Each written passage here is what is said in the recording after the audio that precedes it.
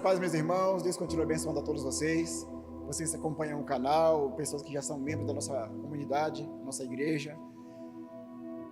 Estava com saudade de vir aqui trazer uma mensagem, né? O Senhor me deu essa oportunidade hoje e quero falar hoje sobre uma das parábolas de Jesus. Vocês já sabem que a gente está começando essa série agora, que é de parábolas de Jesus. Nós tivemos um período aí com os temas do discipulado, né? Quem está acompanhando o livro Fundamentos para a Fé e Obediência já viu muita coisa aí, já acompanhou muita coisa e ajudou muito no seu trabalho aí com os irmãos que vocês estão acompanhando. Agora a gente vai falar sobre as parábolas. Quem assistiu o EBD vai lembrar muita coisa que a gente já tratou aqui. Hoje é a parábola da ovelha perdida. E eu vou ler aqui Lucas capítulo 15, versículo 1 ao 7. E chegavam-se a ele todos os publicanos e pecadores para o ouvir. Publicanos eram cobradores de impostos a serviço do governo romano. Aqui usa essa expressão, esse termo, publicanos. Versículo 2. E os fariseus e os escribas, que eram os intérpretes da lei, que escreviam, faziam cópias da lei, etc e tal, eles murmuravam, ou seja, estavam comentando ali, sabe? Dizendo, este recebe pecadores e come com eles, falando de Jesus. E ele, Jesus, lhes propôs esta parábola, dizendo, que homem dentre vós, tendo 100 ovelhas, perdendo uma delas, não deixa no deserto as 99 e não vai após a perdida até que venha achá-la? E achando-a, a põe sobre os ombros, cheio de júbilo. E chegando à sua casa, convoca os amigos e vizinhos, dizendo, alegrai-vos comigo, porque já achei a minha ovelha perdida. Digo-vos que assim haverá alegria no céu por um pecador que se arrepende, mais do que por 99 justos que não necessitam de arrependimento. Bom, geralmente, eu vou falar aqui, primeiro, né, de alguns personagens que a gente vê nessa história. Nós vemos aqui publicanos e pecadores. Quem eram essas pessoas? Os publicanos eram cobradores de impostos, que cobravam dos seus compatriotas, né, os seus irmãos judeus, taxas e impostos que o governo de Roma impunha sobre eles. Então eles não eram bem vistos. Os judeus, eles tinham os publicanos como uma das piores classes de pessoas lá na comunidade, onde eles viviam, né? E os pecadores eram aquelas pessoas que eram tidas como transgressores da lei de Moisés, eram pessoas que não sentavam para aprender a lei na sinagoga, não davam muito ouvido à palavra. Então eles consideravam essas pessoas pecadoras, pessoas que andavam também realmente no erro e não sentiam nenhuma vontade de se arrepender e sair daquela vida. Então, estes eram os publicanos e pecadores.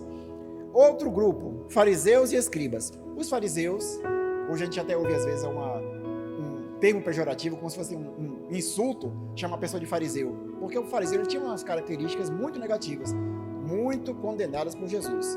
Eram hipócritas, eram religiosos ao extremo, eles queriam muitas coisas que fizessem, em muitos detalhes pequenos que eu não vou, claro, detalhar aqui, relatar para vocês, mas eles se pegavam em coisas muito pequenas. Jesus certa vez dizia a eles, vocês com um mosquito engolem um camelo. Então, os fariseus eram assim. Os escribas também eram pessoas que queriam sempre pegar Jesus, tentar pegar Jesus em uma falha, não admitiam Jesus como um líder legítimo, como um rabi, um mestre da lei legítimo.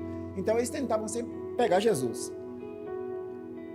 Aí Jesus pega-se diante desses dois públicos, desses dois grupos, né? Um de publicanos e pecadores, outro grupo de fariseus e escribas, e ele vem e conta uma parábola para ilustrar o que estava acontecendo. A gente normalmente, quando lê essa parábola, a gente pensa assim, Jesus ele está em busca daquela ovelha que se perdeu, né? Aquela pessoa que está afastada de Deus, aquela pessoa que saiu da igreja, por exemplo. Só que há um contexto aqui. Eu vou falar depois da aplicação, mas há um contexto aqui, porque Jesus percebia como os fariseus e os escribas se sentiam superiores. Eles acreditavam que a salvação deles já estava garantida, que Deus tinha bênçãos especiais para eles, e Deus não aprovava, rejeitava publicanos e pecadores e pessoas do povo, pessoas comuns, pessoas simples. Então, diante dessa hipocrisia e desse ar de superioridade que eles tinham, Jesus vem e conta essa parábola. Então, olha agora os outros personagens dentro da parábola. Jesus fala um homem, provavelmente um pastor de ovelhas. E ele é o sumo pastor, ele é o bom pastor. Jesus, o bom pastor. Sem ovelhas. E aí ele separa uma das 99. Quem é essa uma? E quem são as 99? Ou quem são as 99? Adiante ele fala também de um pecador que se arrepende, essa ovelha, e 99 justos, as que ficaram, que não necessitam de arrependimento. O que é que Jesus queria dizer com isso tudo? Jesus queria mostrar, na verdade, queria desmascarar essa hipocrisia, esse senso de superioridade dos escribas e fariseus, mostrando o seguinte: eles, na cabeça deles, não precisavam de arrependimento.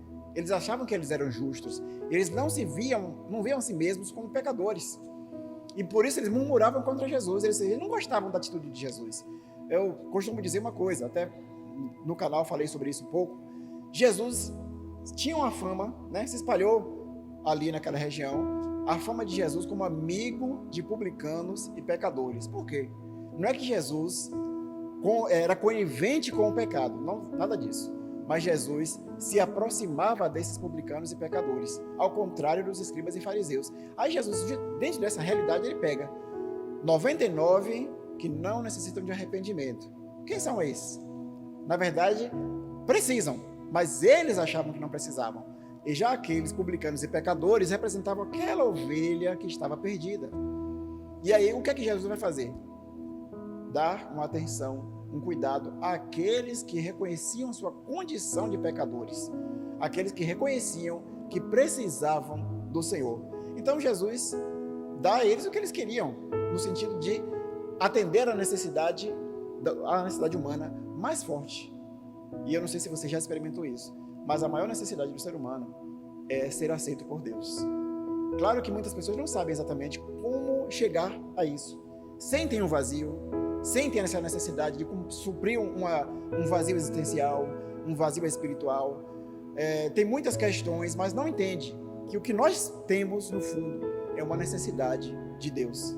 E aqueles publicanos e pecadores, eles sabiam que Jesus era o bom pastor que iria suprir essa falta deles.